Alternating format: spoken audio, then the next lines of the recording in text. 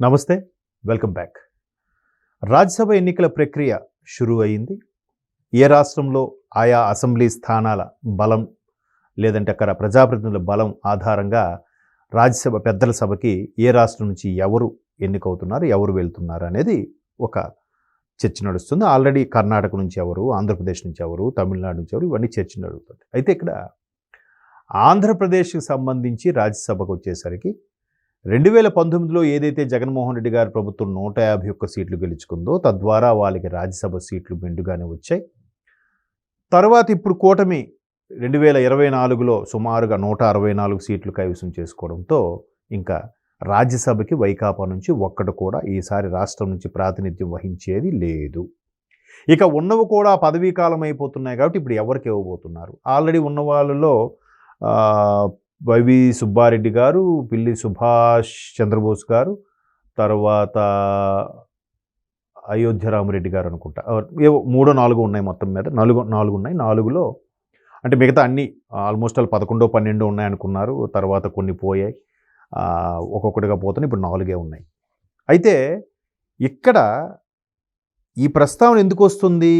Next ఎవరెవరైతే వైకాపా రాజ్యసభ నుంచి పదవీకాలం అయిపోతుందో వాళ్ళు ఇమీడియట్గా కూడా మోపిదేవి లాంటి వాళ్ళు టీడీపీ కండువా కప్పుకోవడం, వైకాపాని ఎడమ కాళ్ళతో పక్కన పెట్టినట్టు అనిపించింది.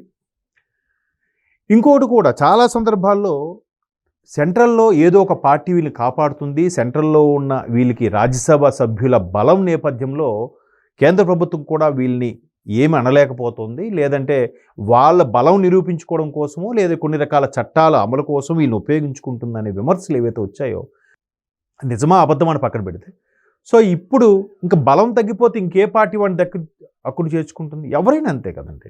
పదవి ఉన్నప్పుడే, బెల్లం ఉన్నప్పుడే చేమలు చేరుతాయి. సో ఈ నేపథ్యంలో వాళ్ళకి మొత్తం బలం వీగిపోతున్నప్పుడు ఇంకా వైకాపా గురించి లేదంటే జగన్మోహన్ రెడ్డి గారి గురించో లేదంటే మద్యం కుంభకోణం గురించో వాళ్ళు ఢిల్లీలో లాబింగ్ చేయాలంటే అంతటి స్థాయి ఉన్న నాయకులు ఎవరు? విజయసాయిరెడ్డి గారా రాజీనామా చేశారు. ఇప్పుడు మేబీ ఆయన స్ట్రాటజీ డిఫరెంట్గా ఉంటే ఉండొచ్చు. సో ఒక్కసారి మద్యం కుంభకోణం సంబంధించి అన్నీ చూస్తే మాజీ ఐఏఎస్ ఆఫీసర్లు కూడా, చాలా సీనియర్లు, ఎంటర్ప్రీనర్స్ కూడా చెప్పేది ఏంటంటే ఇది పక్కాగా దొరికిపోయేలాగే చేశారు. అంటే కావాలని చేశారా? మేము లైఫ్ 30 ఏళ్ళు మేమే ఉంటాం, మాకు తిరుగులేదు అనే ఒక డ్రీమ్లోకి వెళ్ళిపోయి చేశారు ఈ పని. ఇంకా మమ్మల్ని కూడా ఆపేది. ఎందుకంటే నిన్న లేదు, ఒక నెల రోజుల కిందట పేర్ని నాని తనయుడు, పేర్ని కిట్టుగా అంటారు ఆయన్ని, ఆయన కూడా పోలీసుల మీద జులుముగా మాట్లాడుతున్నాడు. ఆయన గవర్నమెంట్ లేకపోయినా అంత మాట్లాడుతుంటే గవర్నమెంట్ ఉన్నప్పుడు ఇంకెంత చేస్తుంటారు. అంటే ఇది ఒక చిన్న మచ్చు తునక. ఒక మాజీ మంత్రి తనయుడు ప్రస్తుత పరిస్థితి, అప్పుడు మరి మంత్రిగా ఉన్నప్పుడు ఇంకెలా బిహేవ్ చేసేవారు, ఇంకెంత దారుణంగా మాట్లాడేవారు, ఇంకెన్ని దారుణాలు చేసి ఉండారో ఒక్కొక్కటికి వస్తాయి బయటికి. ఇప్పుడు ఆయన ఎమ్మెల్సీ దొరికాడుగా డ్రైవర్ని హత్య విషయంలో. సో అలాగా ఒక్కొక్కటి అయినప్పుడు ఈ మద్యం కుంభకోణం డిస్టిలరీస్కి అది ఏదైతే మొత్తం ఎక్కడెక్కడ చెయ్యాలో అన్నీ చేసేసారు ఓపెన్గా. అంటే దాన్ని ఏమో అంటారు చూసారా, మొత్తం ఎవరైనా సీక్రెట్గా దడి కట్టుకోనో లేదా తెర పెట్టుకోనో చేస్తారు. ఓపెన్గా చేశారు. మేము ఇలా చేస్తాం, మమ్మల్ని ఎవడో అడుగుతాడు, నెల వచ్చేసరికి మీకు అందరికీ పైసలు ఇచ్చేస్తున్నా బటన్ నొక్కి. ఎవరు? ఈ ఓటర్లని. మీకు వస్తుంది కదా, మీరు 5 ఏళ్ళకి ఒకసారి బయటికి రండి, ఓటేసి దొబ్బేయండి. ఇదే కాన్సెప్ట్. సో అంత ఓపెన్గా చేశారు.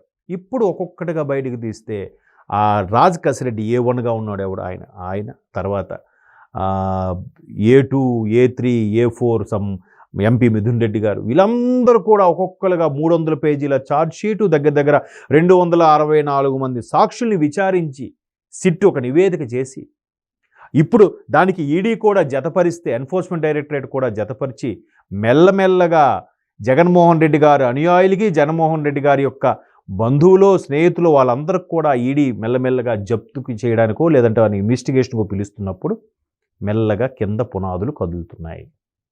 ఇప్పుడు ఒక చిన్న మాట మాట్లాడుకోవాలి ఇక్కడ. ఎందుకంటే ప్రొఫెసర్ నాగేశ్వర్ గారు ఈ మధ్యన ఒక కామెంట్ చేశారు. పవన్ కళ్యాణ్ గారు అమిత్ షా గారికి ఏదో అడిగారని, అమిత్ షా గారికి పవన్ కళ్యాణ్ గారికి అమిత్ షా గారు నాకు వైకాపా అనే చిరకాల మిత్రుడు, మీరు కాదు, మీరు మొన్నొచ్చారు అని చెప్పిన ప్రొఫెసర్ గారి మాటలకి ఇక్కడ పొంతన కుదరట్లేదే. ఆల్మోస్ట్ ఆల్రెడీ జగన్మోహన్ రెడ్డి గారి సన్నిహితుల వరకు ఈడీ వచ్చేసిందంటే వీళ్ళందరి వేలు ఎవరి వైపు చూపిస్తుంది? జగన్మోహన్ రెడ్డి గారి వైపు చూపిస్తుంది.